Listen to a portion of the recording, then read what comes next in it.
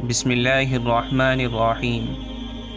السلام علیکم ورحمۃ اللہ وبرکاتہ۔ دوستو، آج کل بے حیائی اپنے عروج پر پہنچ چکی ہے اور اس بے حیائی کے کم ہونے کے امکان بھی نہیں ہیں۔ میں ایسا اس لیے کہہ رہا ہوں کیونکہ انسان کسی بری چیز سے تبھی بچنے کی کوشش کرتا ہے جب وہ اس بری چیز کو برا سمجھے،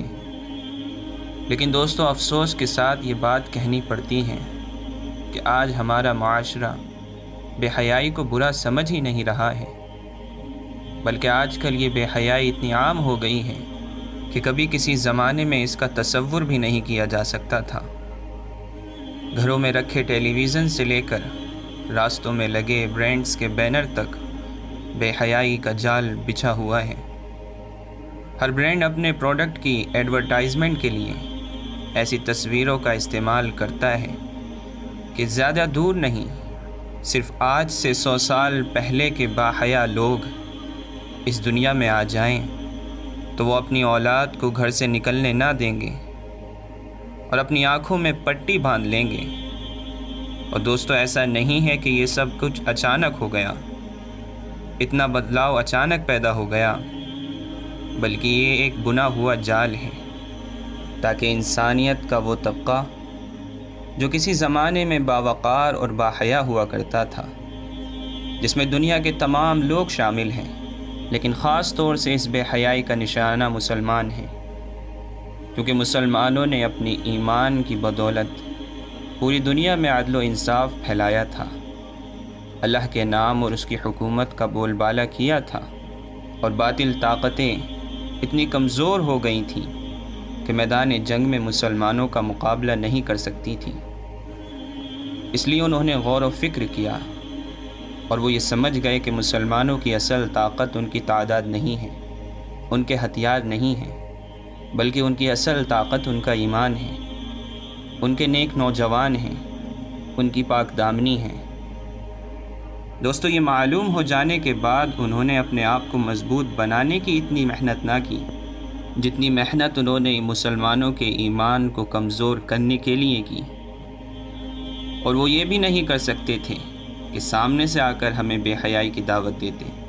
بلکہ انہوں نے اس بے حیائی کو آہستہ آہستہ معاشرے میں گھولنا شروع کیا اور اسلامی تعلیم کے خلاف نئے نئے طریقے معاشرے میں رائج کیے۔ اسلام میں لڑکا اور لڑکی کا بات کرنا بھی غلط ہے، وہ لوگ کو ایجوکیشن لائے۔ اسلام میں پردہ کرنے کا حکم ہے، انہوں نے بے پردگی کو فیشن بنا دیا۔ اسلام نے عورت کی عصمت کی حفاظت کے لیے، اس کی عزت کو برقرار رکھنے کے لیے قانون دیے تھے، وہ ان کے خلاف عورت کی عصمت کو سستا کرنے کے لیے، اس کو ایک شو پیس بنانے کے لیے وومن رائٹس لائے،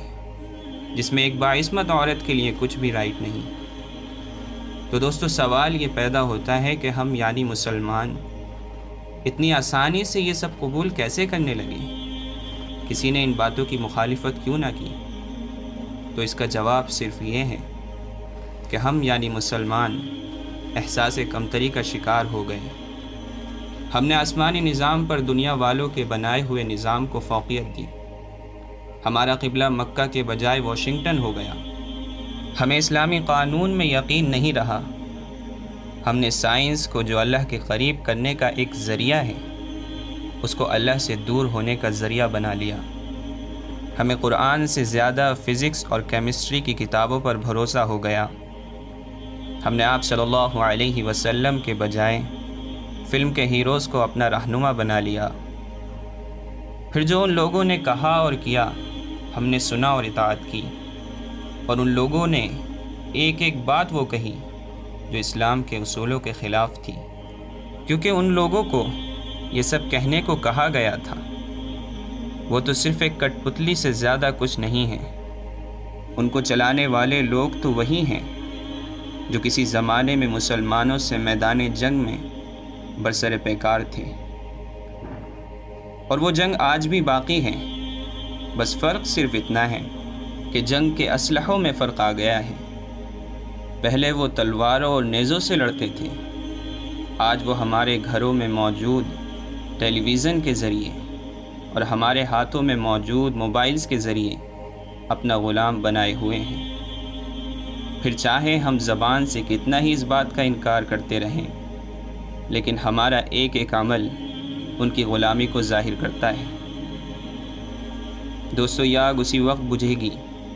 کہ جب ہم اللہ اور اس کے رسول کو ہر چیز پر ترجیح دیں گے، ہم اپنا رہنما آپ صلی اللہ علیہ وسلم کو اور اپنے ہیروز صحابہ میں سے چنیں گے، قرآن پر عمل کریں گے اور دل میں یہ یقین پیدا کر لیں گے کہ عزت صرف اور صرف اللہ اور اس کے رسول کے ماننے میں ہے، ان کے علاوہ کسی اور کی ماننا غلامی ہے۔